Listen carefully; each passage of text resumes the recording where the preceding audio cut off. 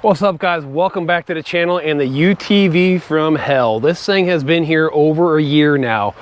We got a couple other videos on this thing. It is still here. He has not come back from Texas to pick it up yet. It says he's wanting to, but I've ran across a couple more problems. This thing's been in and out of my shop so much. This thing was actually sitting outside on probably one of the hottest days of the summer, and the steering wheel looks like it's kind of got so hot that it's kind of gone inwards. Like, it's like, look at this thing. That's kind of crazy. But also the fuel pump failure. I had a failure on the fuel pump. Now, it wasn't the fuel pump. What it was actually one of these relays right here. This is actually the fuel pump relay. I changed out the EIF, electronic fuel injection relay also, which are different than the reverse relays. You can get these from Motorcycle Doctor. I'll show you the part number here shortly. But let me show you the problem, because this thing, if you guys remember, this thing here was bought second or third hand or whatever it was, and it was sunk in some mud. It was really bad. We did end up doing a bunch of stuff to it. Wiring, four-wheel drive actuator. What else did I have to, I don't know. We did all types of stuff to it, but it's been here at the shop for over a year now. And he says, you know, it is up for sale for $6,000, but it ran into a problem with the fuel pump. The fuel pump just quit working. Now the dash is starting to fade out after it runs for a while. Again, it was all fixed and sits here.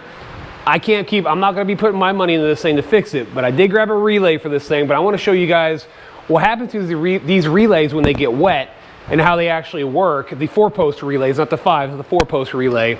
And show you what happens. So let's walk over here to my bench real quick and show you what I ran across. So I'm like, I know the fuel pump was brand new, never had a problem, but so if you look, you know, here's your relay, all right?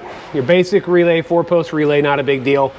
So I got to thinking, I'm like, well, I got power going to the back of it, so I know it has to be a relay problem, most likely. Checked it, had nothing coming out. So I took a pick and went around the outside of this thing, pulled the relay apart, and this thing was very, very, very rusty. It's probably really, really hard to see. I actually hit it with some brake clean and cleaned it.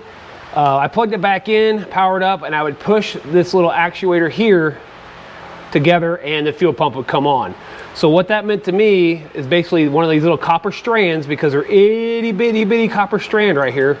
This GoPro may not focus on it at all. Probably focus on my face more than anything. So let me set that down. So there's a little bitty copper strand. So basically what happens when you plug in, your power goes in here, and then it'll come around in your ground.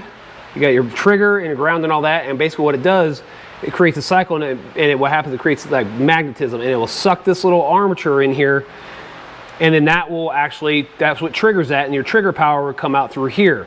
So what happened, there's a little bitty copper wire, again, that connects on this side of the trigger when it touches. Again, you can power it all up and all that, but if it's not making that full connection, it's not gonna create that magnetism to pull this trigger in. So once I push that together, it triggers it.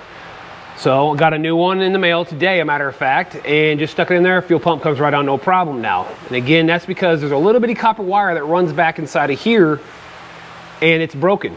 So that copper wire, once that little copper wire breaks, forget it, this relay's bad. So what we're gonna do, I'm gonna go ahead and show you, we'll take a look at the EFI relay. I didn't have a problem with the EFI, but I wanna break this one open to see if it's really rusty from being submerged in water also. And of course, it's been in and out of my shop many, many times. It's rained while it's been outside. It's set out here in the sun now for a while, just because I can't keep it in my shop 24/7. It has to go in and out for other jobs coming in. So let's go ahead and I'll grab my pick real quick, and we'll tear this off and pull it apart and see what this relay looks like on the inside. Again, this was the EFI one. I had it marked EFI. I did swap them around, trying different stuff, but of course, when the EFI is not working, when this relay is not working, you're swapping them, then your EFI doesn't work, so you're not gonna, it doesn't matter. So let me grab a pick and we'll pop this apart and take a look. All right, so I got my pick, and what we're gonna do, we're just gonna run this pick down on the inside around the outer edges of this. We're just gonna break the glue loose. And I really don't, personally, I bought 6 of these things, so I have them for other jobs that may come in down the road. And these things aren't sealed, they don't seal very, very well. And I'm half blind now too, so forgive me for that. Ow, poke myself in my finger.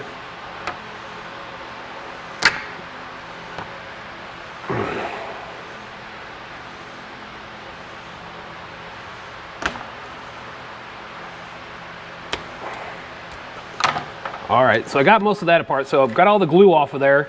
And look how, this one's actually pretty clean. So this one I wasn't, like I said, I wasn't having any issues with this one at all.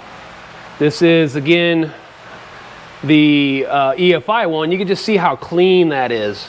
How it didn't get, the sealing around the edge was sealing really well compared to this guy.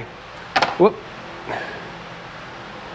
So you can see the difference, how rusty the fuel pump one was and why that one actually corroded and broke that little wire that creates the connection for this armature here to go off and on. This one actually did work, nice and clean.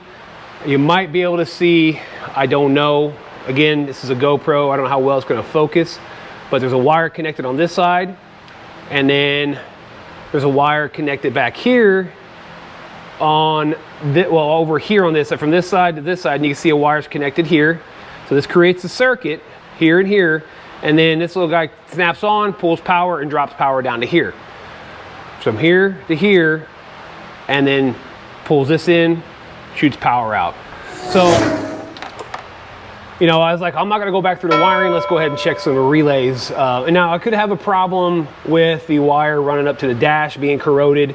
I checked the 9-pin, the 9-pin looks great. I checked the ECU looks great.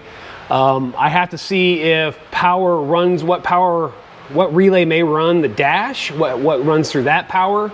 That one could be corroded and causing it to slowly lose power and magnetism to keep that armature in all the way. And it does eventually does go out, but it does come back on sometimes when you shake wire. So it could be a corroded wire, all that. But again, I'm done with this thing. I'm not doing any more to it. So the UTV from hell is still giving me nightmares. And again, like I said that steering wheel, the thing's 100 and something degree, 105, 110 degree index not too long ago, and that thing had to be pushed outside so I could do some work. You know, the shop is not exactly not busy. There's a ton of stuff going on, and outside there's 5 or 6 UTVs right now.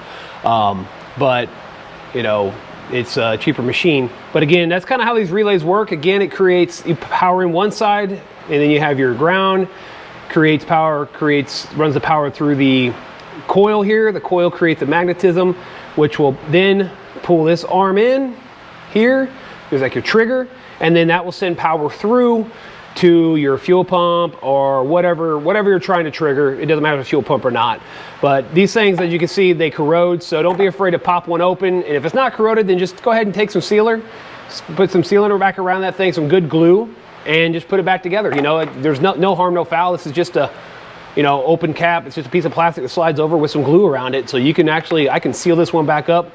Will I? Probably not, because it's got a little rust up here, and I don't want to take the chance of something happening down the road on another vehicle, because I had actually taken this one apart. This one here, junk, but I want to show you guys the issue I ran into with the fuel pump and not priming up, even though we've had ran that thing in the past, and it has sat for a while, in and out. Like I said, it's been rained on when it's pushed out of the shop. It was submerged. Didn't have a good life before this guy bought it. And he is wanting to come pick it up, so now it's back fired up, running, runs good, everything turns off and on, everything does what it's supposed to do, except for the dash is starting to fade out. And like I said, I'm not gonna take my time and look into that. Again, it does run. Having a dash fade out is not gonna affect anything on this, the runnability of that thing. But again, guys, I do have shirts in stock, $25 shipped to you. I do have some tank tops. I can get kids. Again, hats are on their way. Those are gonna be 30 or 35 shipped. Support the channel, man. I'd appreciate it. Leave a thumbs up or a thumbs down.